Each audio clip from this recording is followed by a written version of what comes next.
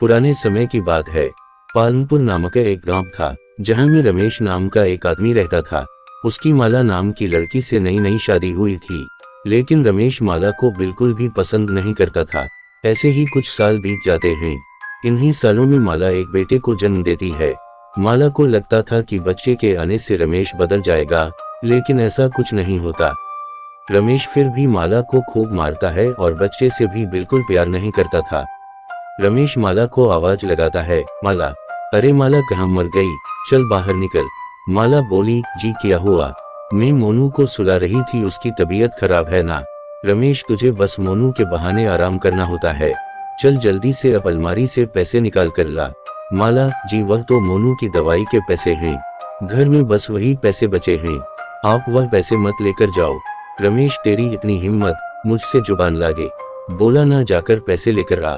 माला, मैं आपको वह पैसे नहीं दूंगी चाहे कुछ भी हो जाए। रमेश, तेरी इतनी हिम्मत, तुझे तो मैं अभी बताता हूँ, देखता हूँ तो मुझे कैसे पैसे नहीं देती। रमेश अंदर जाकर अलमारी खोलता है और पैसे निकालने लगता है। माला उसको रोकने लगती है। रमेश को माला पर इतना गुस्सा आता है, कोने में पड़े एक डंडे को उठाकर माला को पीटने लगता है। माला कहती है, मुझे मत मारो, छोड़ दो मुझे छोड़ दो। रमेश, आज तो मैं तेरा काम ही खत्म कर दूंगा। वह माला को इतना मारता है कि माला बेहोश हो जाती है।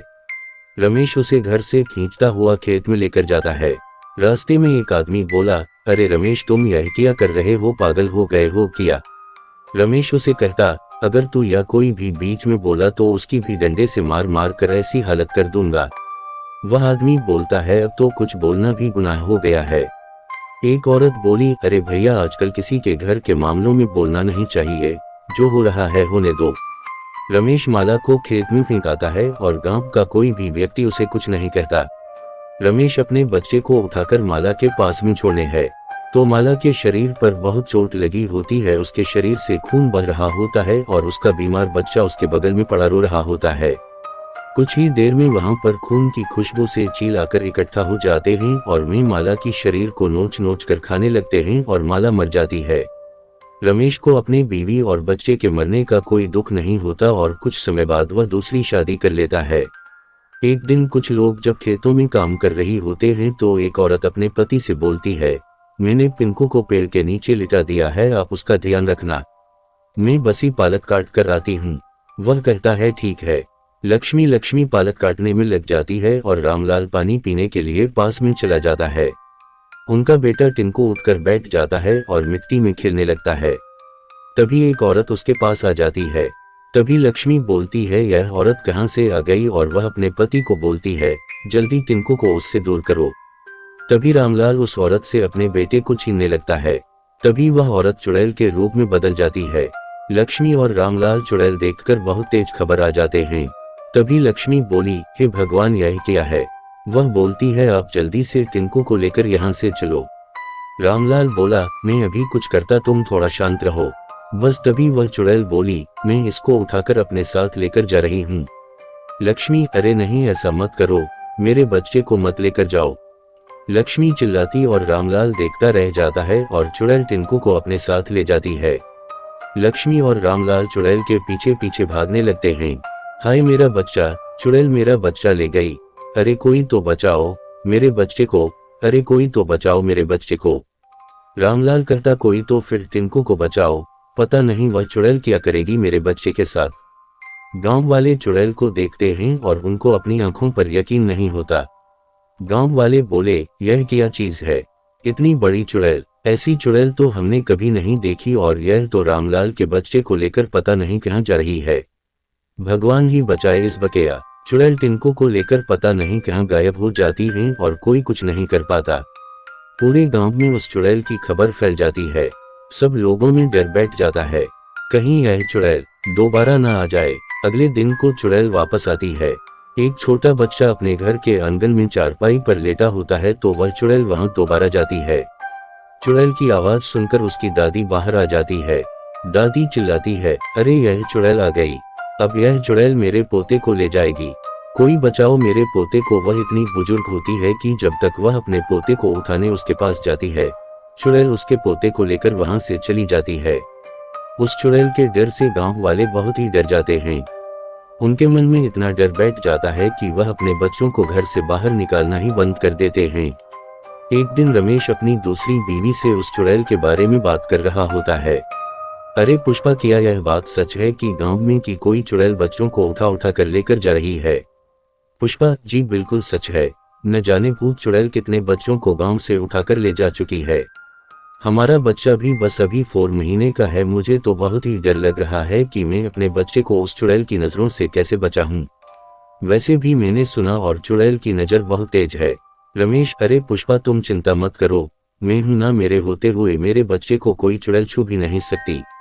रमेश अपनी बीवी और अपने बच्चे के साथ छत पर बैठा होता है कि अचानक चुड़ैल उसके बच्चे के पास आकर बैठ जाती है। पुष्पा बोलती है कि यह चुड़ैल कहां से आ गई और वह चुड़ैल उस बच्चे को अपने पास ले लेती है। पुष्पा बोलती है, छोड़ दो मेरे बच्चे को, जाने दो हमें। चुड़ैल: इस बच्चे का ही तो सबसे ज्यादा इंतजार था मुझे। पुष्पा: यह मेरे बच्चे को लेकर जा रही है। रमेश: छोड़ दो मेरे बच्चे को, भगवान के लिए छोड़ दो इस बच्चे को। चुड़ैल: इतना दुख दूसरे बच्चे पर तुझे कभी तरस नहीं आया? चुड़ैल उस बच्चे को लेकर वहां से चली जाती है। रमेश और पुष्पा रोते चिल्लाते रह जाते। रमेश बोलता है, चाहे कुछ भी हो जाए, मैं अपने बच्चे को कहीं से भी ढूंढ कर लाऊंगा। रमेश सारे गांव वालों को इकट्ठा कर लेता है और कहता है, हमें उस चुड़ैल को पकड़ना ही होगा। आखिर कब तक हमारे बच्चों को ऐसे घर में छुपा कर रख? गांव वाले, पर हम कर भी क्या सकते हैं?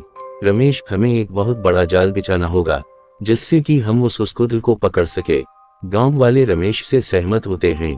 वह एक जाल बिछा देते हैं। उसके बाद में अपने बच्चों को बाहर खेलने के लिए छोड़ देते हैं। शाम को जब वह चुड़ैल वहां आती है तो गांव वाले चुड़ैल को एक अभिमंत्रित जाल में पकड़ लेते हैं। चुड़ैल: छोड़ दो मुझे, जाने दो मुझे। रमेश: तुम्हें ऐसे कैसे छोड़ दे?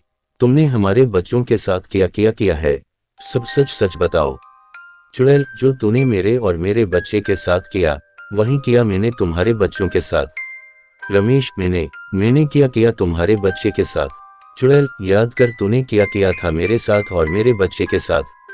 हमें मरता हुआ छोड़ दिया और चील हमें नोच नोच कर खा गए। रमेश: क्या तुम मेरी पहली पत्नी माला हो? चुड़ैल: हाँ, मैं माला हूँ, जो मरने के बाद में चुड़ैल बदल गई। उसके बाद तुमसे और इन गांव वालों से बदला लेने आई हूँ, क्योंकि किसी ने मेरे और मेरे बच्चे को बचाने की कोशिश नहीं की थी।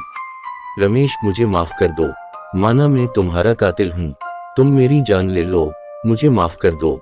मैं तुम्हें और मेरे बच्चे को मार डाल दिया, मैं कितना बुरा हूँ। गांव वाले: माला, हमें माफ कर दो, हमसे बहुत बड़ी गलती हो गई, हम सभी की वजह से तुम और तुम्हारा बच्चा मर गया। चुड़ैल: मेरा बच्चा आज भी जिंदा है। रमेश: मेरा मोनू जिंदा है। रमेश और कुछ गांव वाले चुड़ैल के साथ एक जगह जाते हैं जहां सारे बच्चे खुशी से खेल रहे होते हैं। चुड़ैल: मैंने किसी बच्चे को नहीं मारा, मैं बस तुम सबको सबक सिखाना चाहती थी। वो देखो हमारा बच्चा मोनू।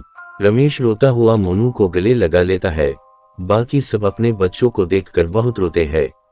पुष्पा बोलती है, अब आपकी गलती सुधारने का वक्त आ गया है। हम मोनू को अपने साथ रखेंगे और दोनों बच्चों को एक समान प्यार देंगे और इन सबको सबक सिखा। चुड़ैल वहां से चली जाती है।